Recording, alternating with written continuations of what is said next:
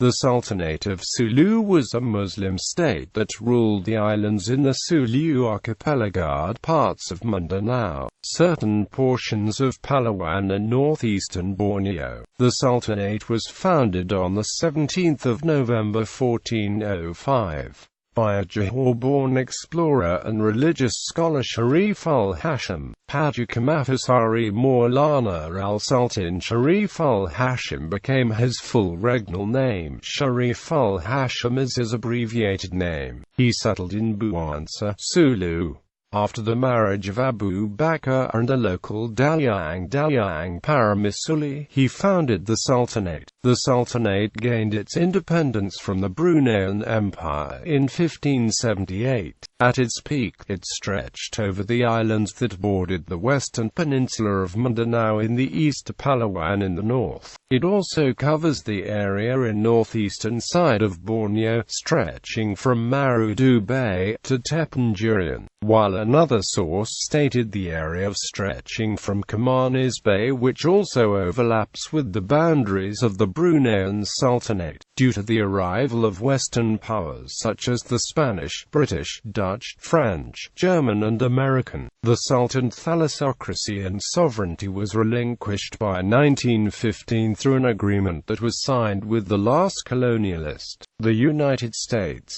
History. Pre-establishment. The present area of the Sultanate of Sulu was once under the influence of the Bruneian Empire before it gained its own independence in 1578. Later, the earliest known settlement in this area soon to be occupied by the Sultanate was in Mambung, Jolo. During these times, Sulu was called Lupashug. The Principality of Mambung, populated by Buranan people, was first ruled by a certain Raja who assumed the title Raja Saipad the Older. According to Majel, the origins of the title Raja Saipad originated from the Hindu Shripada, which symbolizes authority. The principality was instituted and governed using the system of Rajas.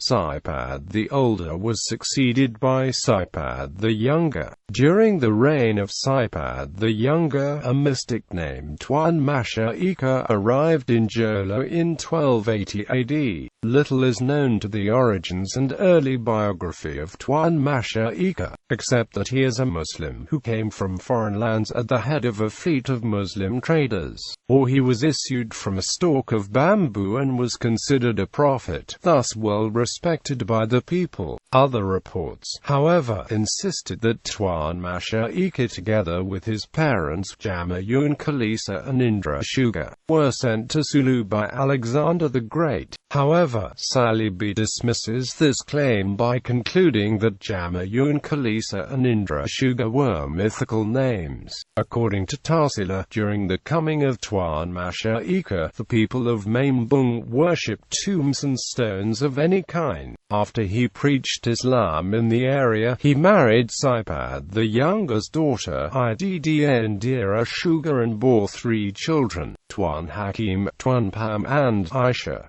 Tuan Hakim, in turn, begot 5 children. For the genealogy of Tuan Masha Ika, another titular system of aristocracy called tuanship started in Sulu. Apart from the Idda Indira Shuga, Tuan Masha Ika also married into another unidentified woman and begot Muman.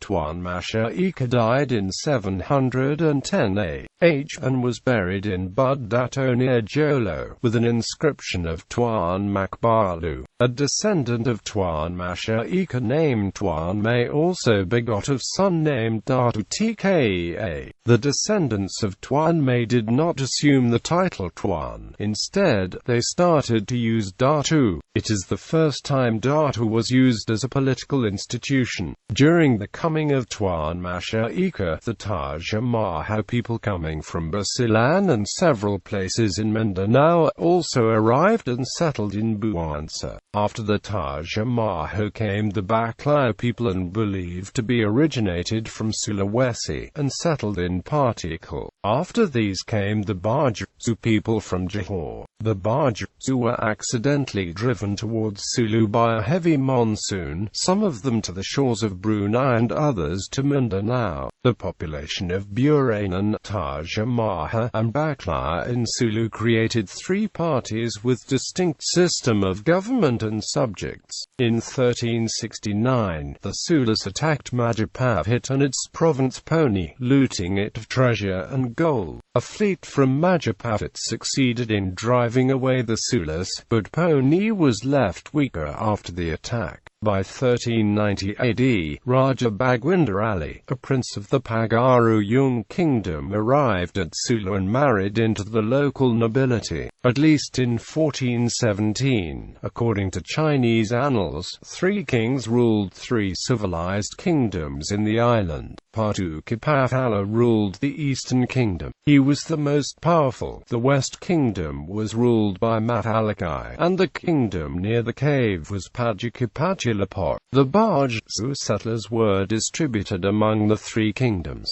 Ma'uman's descendants, the son of Tuan Masha Ika, populated Sulu. After some time, a certain Timwara Rangkalusui was mentioned by the second page of Tarsila, that he received 4 Bisaya slaves from Manila as a sign of friendship between the two countries. The descendants of Timwara Rangkalusui then inherited the title Timwe, which means chief. On Tarsila's third page, it accounts the fact that the slaves were the ancestors of the inhabitants in the island Parang, Lati, Gitung, and Luk respectively. The fourth page then narrates the coming of the Buranan Taj Mahal, Baklai, then the drifted Bajau immigrants from Johore. The condition of Sulu before the arrival of Islam can be summarized as such. The island was inhabited by several cultures, and was reigned over by 3 independent kingdoms ruled by the Buranan, Taj Mahal, and Baklai peoples. Likewise, the socio-political systems of these kingdoms were characterized by several distinct institutions: Rajaship, Datuship, Tuanship, and Timwaiship.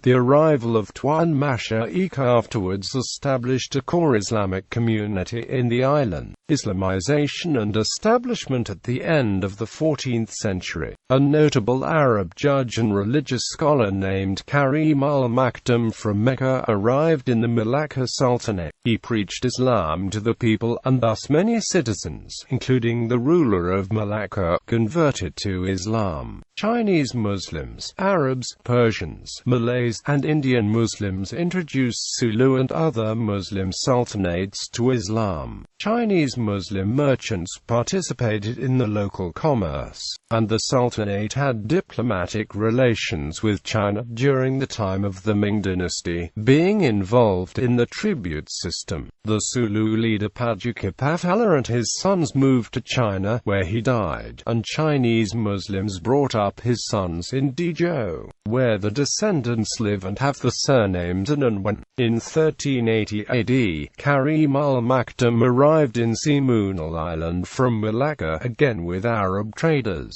Apart from being a scholar, he operated as a trader. Some see him as a Sufi missionary originating from Mecca. He preached Islam in the area, and was thus accepted by the core Muslim community. He was the second person who preached Islam in the area, following after Tuan Masha Ika. To facilitate easy conversion of non-believers, he established a mosque in Tubigindagan, Simunal, which became the first Islamic temple to be constructed in the area, as well as the first in the Philippines. This later became known as Sheikh Karim Makdum Mosque. He died in Sulu, though the exact location of his grave is unknown. In Buansa, he was known as Tuan Sharif-ul. On his alleged grave in Budagad, Jolo, an inscription was written as Mohadima Minullah al-Nikad. In Lugas, he is referred to Abdurrahman.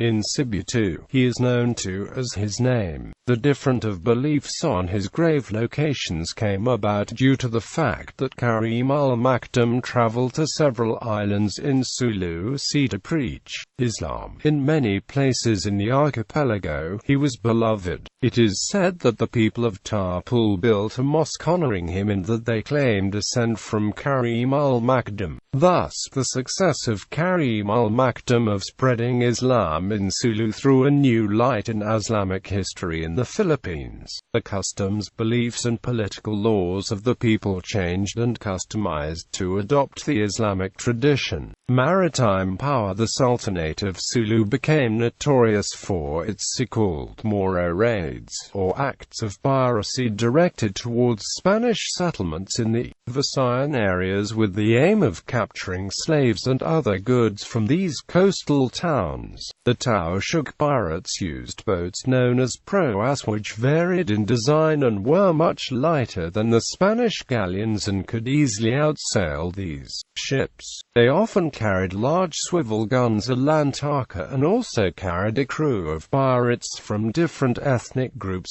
throughout Sulu such as Aranams, Barjas and Tausugs alike. By the 18th century, the Sulu pirates had become the virtual masters of the Sulu seas and the surrounding areas, wreaking havoc on Spanish settlements.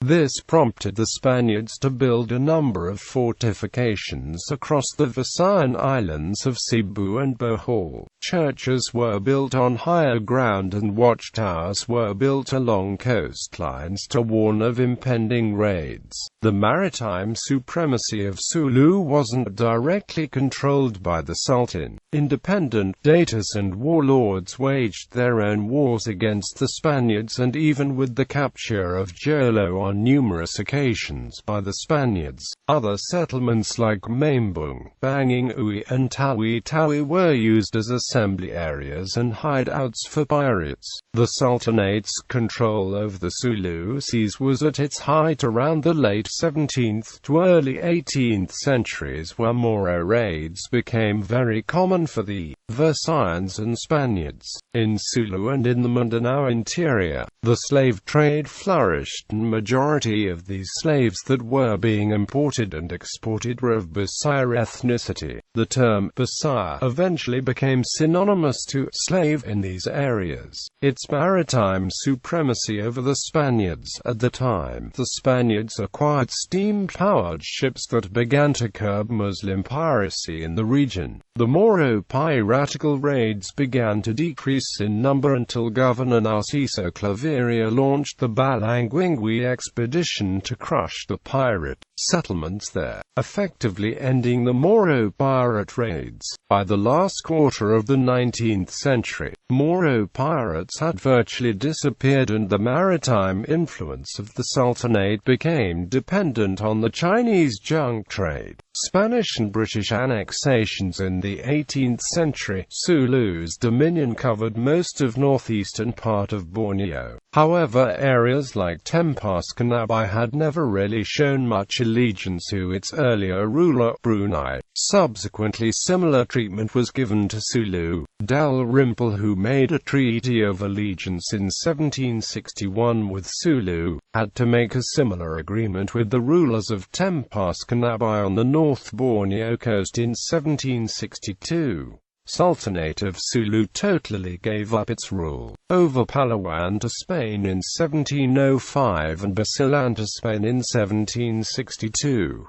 The territory ceded to Sulu by Brunei initially stretched south to Tapian Durian, near the Straits of Makassar. However, by 1800 to 1850, these areas had been effectively controlled by the Sultanate of Bulungan in Kalimantan, reducing the boundary of Sulu to a cape named Batut in Argatantawa River. In 1848 and 1851, the Spanish launched attacks on Balangingi and Jolo respectively. A peace treaty was signed on 30th of April 1851 in which the Sultan could only regain its capital if Sulu and its dependencies became a part of the Philippine Islands under the sovereignty of Spain. There were different understandings of this treaty, in which although the Spanish interpreted it as the Sultan accepted Spanish sovereignty over Sulu and Tawi-Tawi, however, the Sultan took it as a friendly treaty amongst equals. These areas were only partially controlled by the Spanish and the power was limited to only military stations and garrisons and pockets of civilian settlements. This lasted until they had to abandon the region as a consequence of the defeat in the Spanish-American War. On the 22nd of January 1878, an agreement was signed between the Sultanate of Sulu and British Commercial Syndicate, which stipulated that North Borneo was either ceded or leased to the British Syndicate in return for payment of $5,000 Malayan per year. On the 22nd of April 1903, Sultan Jamal al-Kiram signed a document known as Confirmation of Cession of Certain Islands, in which he granted and ceded additional islands in the neighborhood of the mainland of North Borneo from Bangui Island to Sabuk Ubay to British North Borneo Company. The sum $5,000 a year payable every year increased to $5,300 a year payable every year. Madrid Protocol. The Sulu Sultanate later came under the control of Spain in Manila. In 1885, Great Britain, Germany and Spain signed the Madrid Protocol to cement Spanish influence over the islands of the Philippines. In the same agreement, Spain relinquished all claim to North Borneo which had belonged to the Sultanate in the past to the British government. The Spanish government renounces, as far as regards the British government, all claims of sovereignty over the territories of the continent of Borneo which belong, or which have belonged in the past to the Sultan of Sulu, and which comprise the neighboring islands of Balambangan, Bangi, and Malawali, as well as all those comprised within a zone of 3 maritime leagues from the coast, and which form part of the territories administered by the company styled the British North Borneo Company. Decline. The Sultanate's political power was relinquished in March 1915 after American commanders negotiated with Sultan Jamal al-Kiram on behalf of then-Governor-General Francis Burton Harrison. An agreement was subsequently signed and was called as the Carpenter Agreement. By this agreement, the Sultan relinquished all political power over territory within the Philippines, with the religious authority as head of Islam in Sulu. However, the United States-based government refused to intervene in the North Borneo dispute, officially maintaining a neutral stance on the matter and continuing to recognize Sabah as part of Malaysia. North Borneo dispute. The dispute is based on a territorial claim by the Philippines since the era of President Diosdado Macapagal over much of the eastern part of Sabah in Malaysia. Sabah was known as North Borneo prior to the formation of the Malaysian Federation in 1963.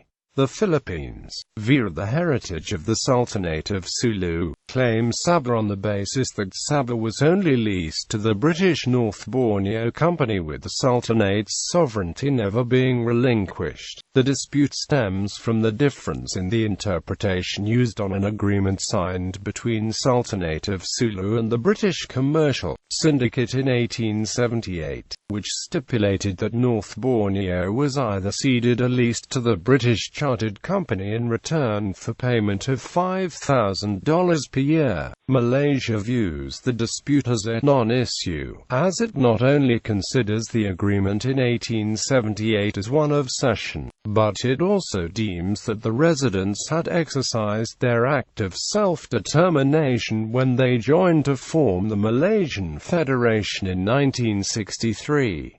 As reported by the Secretary-General of the United Nations, the independence of North Borneo was brought about as the result of the expressed wish of the majority of the people of the territory as supported by the findings of the Cobalt Commission. Moreover, a later 1903 agreement between Sultan of Sulu and the British government has provided reaffirmation regarding the understanding of the Sultan of Sulu on the treaty in 1878, i.e., it is of the form of a cession. However, it is acknowledged that the British never paid such compensation to the Sultanate of Sulu, but during a meeting of Maffalindo between the Philippine, Malayan and Indonesian governments in 1963, the Philippine government said the Sultan of Sulu wanted the payment of 5,000 from the Malaysian government. The first Malaysian Prime Minister at the time, Tunku Abdul Rahman, said he would go back to Kuala Lumpur and get on the request. Since then, the Malaysian embassy in the Philippines issues a check in the amount of $5,300 to the legal council of the heirs of the Sultan of Sulu. Malaysia considers the settlement an annual cession payment for the disputed state, while the Sultan's descendants consider it rent. Economy, weapons and slave trade. Chinese who lived in Sulu ran guns across the Spanish blockade to supply the Moro Datus and sultanates with weapons to fight the Spanish, who were engaging in a campaign to subjugate the Moro sultanates on Mindanao. A trade involving the Moros selling slaves and other goods in exchange for guns developed. The Chinese had entered the economy of the Sultanate, taking almost total control of the Sultanate's economies in Mindanao and dominating the markets. Though the sultans did not like one group of people exercising exclusive control over the economy, he did business with them. The Chinese set up a trading network between Singapore, Zamboanga, Jolo and Sulu. The Chinese sold small arms like Enfield and Spencer rifles to the Bui and Datu. They were used to battle the Spanish invasion of Buyan. The Datu paid for the weapons in slaves. The population of Chinese in Mindanao in the 1880s was 1,000. The Chinese ran guns across the Spanish blockade to sell to Mindanao Moros. The purchases of these weapons were paid for by the Moros in slaves in addition to other goods. The main group of people selling guns were the Chinese in Sulu. The Chinese took control of the economy and used steamers to ship goods for exporting and importing. Opium, ivory, textiles, and crockery were among the other goods which the Chinese sold. The Chinese on Mambung sent the weapons to the Sulu Sultanate, who used them to battle the Spanish and resist their attacks. A Chinese mestizo was one of the Sultan's brother-in-laws. The Sultan was married to his sister. He and the Sultan both owned shares in the ship which helped smuggle the weapons. The Spanish launched a surprise offensive under Colonel Juan Arelas in April 1887 by attacking the Sultanate's capital at Mambung in an effort to crush resistance. Weapons were captured and the property of the Chinese were destroyed, while the Chinese were deported to Jolo. Pearling industry. After the destruction of the pirate haunts of Balangwingwi, effectively ending the centuries of slave raids, which the Sulu Sultanate's economy had so depended on, along with the economy of mainland Mindanao, the Sultanate's economy experienced a sharp decline as slaves became more inaccessible and the island's agricultural produce wasn't enough. Thus it became dependent on the Mindanao interior even for rice and produce.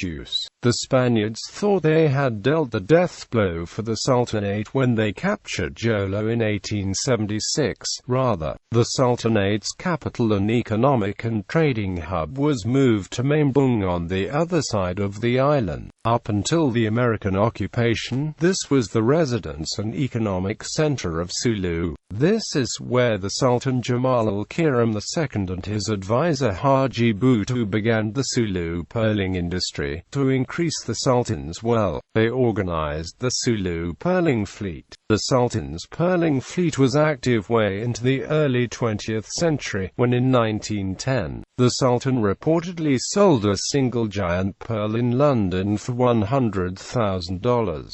The pearling industry still survives in the southern seas on the Philippines. Culture, social class system. Among the people of Sultanate of Sulu, the title of nobility could be acquired only by lineage, a closed system whereby the titled persons inherit their offices of powers and prestige. There are two main social classes in Royal Sultanate of Sulu: Data, which is acquired purely by lineage to the Sultanate, whereas all male members of the Royal House of Sulu should hold this hereditary title and should hold the style His Royal Highness. The spouse would automatically hold the title of Dayang Dayang. Adopted members of the Royal House of Sulu hold the style of His Highness, whereas the spouse would also hold the title of Dayang Dayang and should hold the style Her Highness according to traditional customs of Sulu. Datu Saja, which may be acquired through confirming the titles on the middleman of the Sultan. The Gulul is made if a commoner has achieved outstanding feats or services in line of duty through display of bravery, heroism, etc. Datu Saja is life title of nobility, and the title holders should hold the style His Excellency, whereas the spouses should hold the title of Dayang and should hold the style Her Excellency.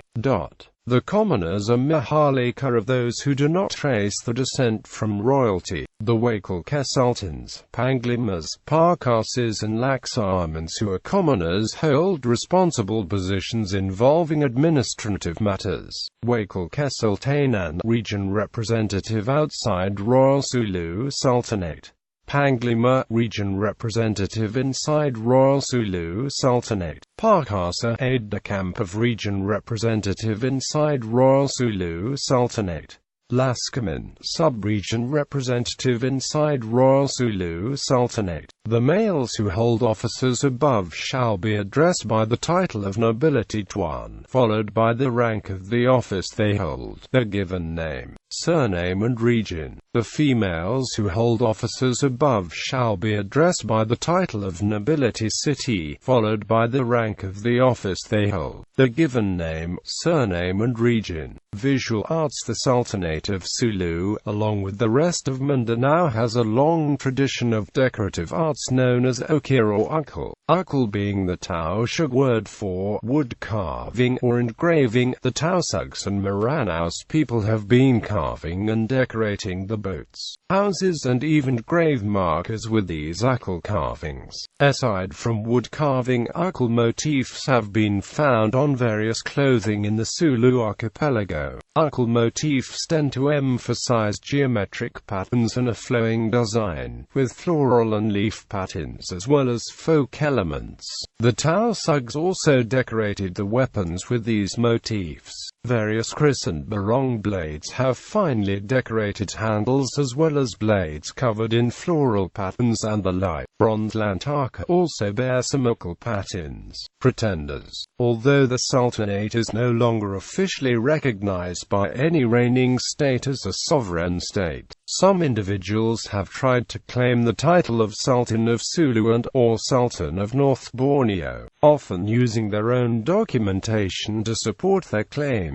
Sultan Kiram claims the most legitimate claim and that he is legitimate successor as the 35th Sultan of Sulu. His claim is based on the Memorandum Order 427 of 1974, in which former Philippine President Ferdinand Marcos recognized his father, Sultan Mahakota Kiram, as the Sultan of Sulu, while Punjangan Kiram insisted through Abraham Rasul, the husband of Santanina Rasul, which apparently prompted President Marcos to withdraw his proclamation to Mahakota Kiram when Punjangan presented the grant letter of administration of Sabah, which caused President Marcos to instead recognize Punjungan Kiram as Sultan of Sulu, although the legitimacy of this remains to be seen. The Memo Order 427 states that the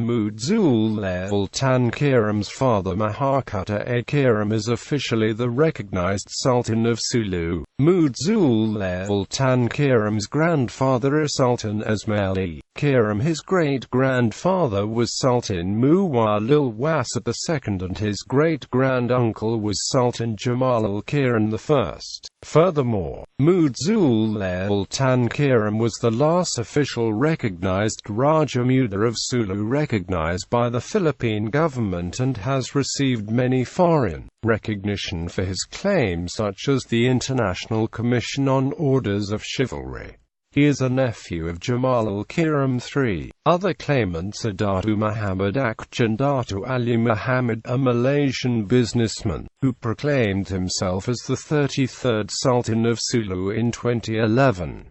Other self-proclaimed claimants include Datu Abdul Raja Galiuddin and Datuk Seri Putra, Eddie T. Suleiman. Gallery. A flag colored yellow was used in Sulu by the Chinese.